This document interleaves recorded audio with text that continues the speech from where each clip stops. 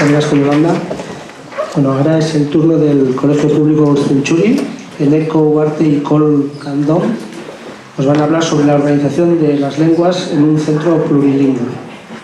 Egunon guztioi, bueno, que hacen un irlandés angloparlante y un euskaldun profe de inglés que se comunican en inglés, pues preparar esto en castellano, ¿eh? Entonces, un poco también de descanso para los A ver, os voy a poner un poco en contexto de nuestro cole, porque para lo que un poco venimos, la aportación que hacemos, aunque aparte de ser luego un poco metodológica, de lo que se va a ocupar más Colm, va a ser el tema de la gestión de las lenguas en el centro escolar, ¿no? Entonces os pongo un poco en antecedentes porque es importante saber el contexto para luego entender las decisiones o la gestión que se hace de las lenguas. Por una parte, es un cole muy grande, Centuri tiene 1000 alumnos, casi 100 profesores, profesoras, la tasa de inmigración es bastante alta también y tenemos 33 nacionalidades, con lo cual conviven muchos idiomas, muchas lenguas dentro del cole.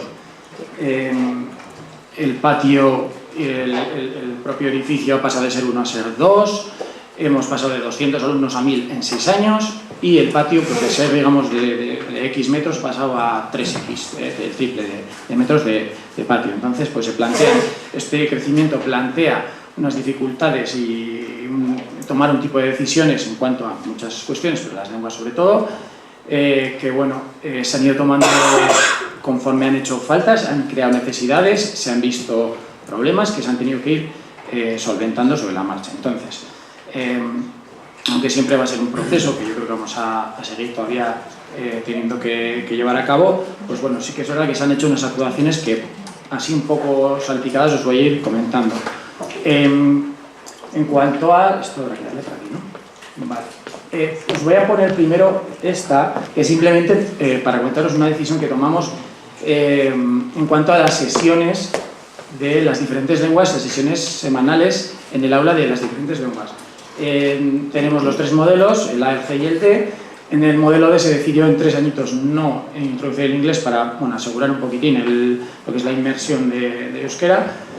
Se empieza en 4 o 5 años el resto de infantil con 4 sesiones de inglés, el resto de euskera hasta 28 y luego pasan a 6 hasta cuarto de primaria, primero, segundo, tercero y cuarto de primaria y los últimos 2 cursos de primaria se sube a 8, mientras que el modelo A y el G, perdón, tienen las sesiones de inglés 8 en 3 añitos y luego se mantienen constantes 12 el resto de la escolarización, al igual que el castellano, pero los del modelo A, pues ya veis, siempre tienen las 4 sesiones de euskera ahí.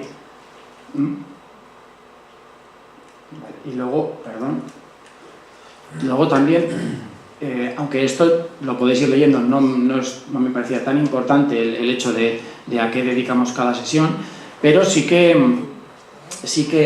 la frase del bocadillo de abajo, ¿no? Que el horario real del alumnado, os tengo que comentar que nosotros en la escuela no tenemos ningún libro de texto, no trabajamos con ningún libro de texto, entonces necesitamos crear unas situaciones de aprendizaje, lo que llamamos situaciones de aprendizaje, que ahora veréis cuáles son o de qué tipo son, en las que nos hacen luego organizar el horario en dobles sesiones para que de forma significativa no esté compartimentada en áreas como la teoría dice, ¿no? Que es lo que hay arriba, que es realmente esa proporción se mantiene luego en el horario, pero no está compartimentado por asignaturas, por así decir. Y ahora veréis, en vez de esas asignaturas, qué tipos de contextos o situaciones de aprendizaje proponemos.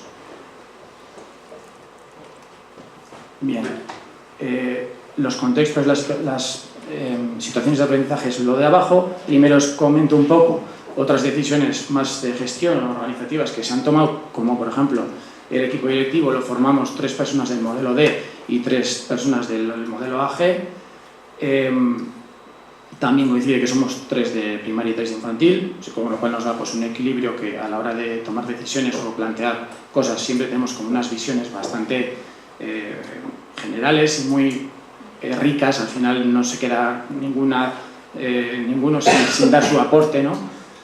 Los órganos de coordinación que hemos creado, o los que suele haber, pero bueno, os comento cómo los organizamos. Una coordinación más pedagógica podría ser la CCT y la UAE, donde se toman decisiones conjuntas por modelos, es decir, por idiomas, se crean materiales también conjuntamente y se hace una coordinación semanal todos juntos y otra por idioma, por modelo.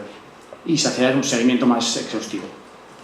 Los responsables de nivel, que bueno, al tener en la mayoría de cursos 5 o 6 líneas, hay un responsable de nivel que lleva esas reuniones de nivel, suele ser una coordinación más informativa, no tanto de decisión, ni de toma de decisiones, ni de crear materiales, ni nada de eso, sino que más informativa, de transmisión de información. Suele estar también equilibrado, solemos intentar poner también siempre en cada nivel a alguien veterano que conozca la metodología de la escuela, que es bastante particular, y luego la planificación en sí, y ahora llegamos sí, a las situaciones de aprendizaje que antes os comentaba, serían por una parte los rincones, que ya conocemos, los proyectos que también, luego pues los proyectos son muy ricos, nos complementan todo lo que es el tema curricular, pero no atan, no cierran todo lo que curricularmente debemos trabajar, y para ello tenemos contextos, que nosotros llamamos contextos, son realmente unas situaciones de aprendizaje como puede ser, por ejemplo, la asamblea, que es un contexto que se trabaja desde 3 años. Bueno, cuando decimos contexto es porque se trabaja desde los 3 años hasta sexto de primaria, si no, no es un contexto, si no lo llamamos de otra manera. Como puede ser la huerta, la trabaja en primero y segundo, pero bueno, no es un contexto hasta que no se amplíe todos los cursos, ¿no? La asamblea que la trabajamos desde los 3 años hasta sexto de primaria, pues bueno, tiene ahí unos quehaceres. En infantil empiezan, sobre todo, pues ya sabéis, con las rutinas, pero luego en primaria ya empiezan con otro tipo de trabajos. La asamblea se hace 3 veces al día, con lo cual es algo muy importante, trabaja mucho la oralidad y se planifica, al igual que todos los demás contextos. Y por ejemplo, los mayores lo que hacen es, además de planificar el día, los trabajos del día y de la semana, se trabajan todo tipo de textos orales, como argumentación o opinión, o lo que sea, ¿no? Se hace un montón de trabajo en las asambleas. Los grupos cooperativos vendrían a sustituir a los rincones los tenemos hasta segundo de primaria, los grupos cooperativos a partir del tercero. Entonces, yo creo que os explicará algo mejor un poco, ¿no?, lo de los grupos. Y por comentaros, así es que me da un poco de cosa, lo digo todo rápido, porque como somos dos además, digo, así me voy a comer aquí el tiempo. Otro par de cosas que os quería comentar. Otras decisiones que se toman a nivel lingüístico en la escuela. Todo se planifica juntos, pero luego todo se hace separado. Compartimos el patio y compartimos las festividades, las fiestas de la escuela, que son 3, pero cada uno luego lo realiza por su parte. Es decir, si las actividades complementarias, pues las diseñamos entre todos, pero luego a las excursiones vamos separados. Si la PIMA, por ejemplo, es una PIMA solar, si proponen estas escolares, las organizan juntos, pero luego las ofrecen cada uno por su idioma, ¿no? ¿Qué más? Los 2 modelos están uno en cada edificio, es otra decisión que se tomó. Esa fue más democrática, esa fue una consulta a la comunidad escolar y se decidió que pues, estuviéramos en 2 edificios separados, aunque fuésemos una sola escuela.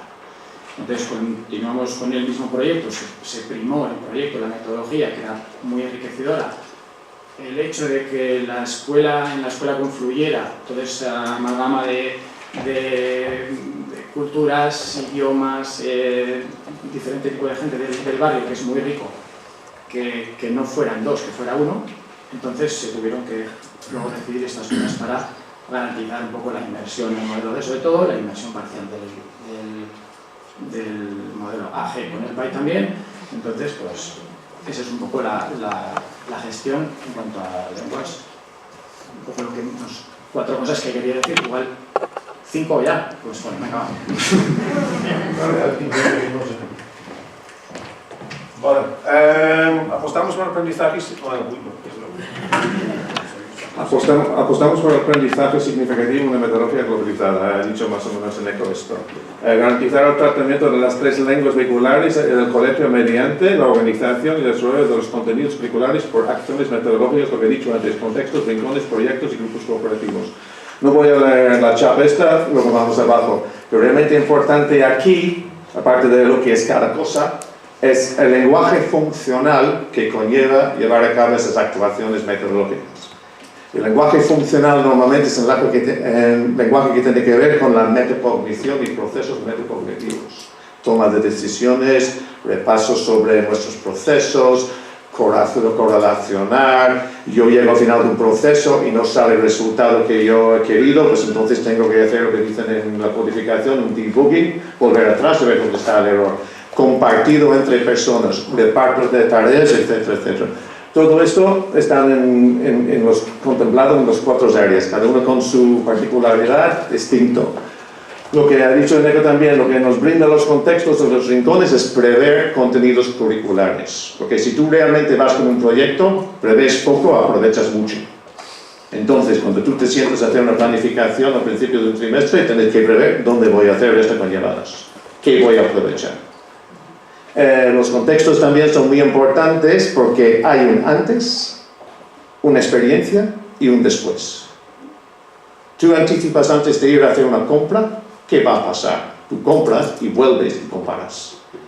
Y entonces con eso podemos prever un montón de actuaciones curriculares y enfocarlos en una metodología metodolingüística y aprovechar esto para trabajar ese lenguaje funcional que vemos abajo.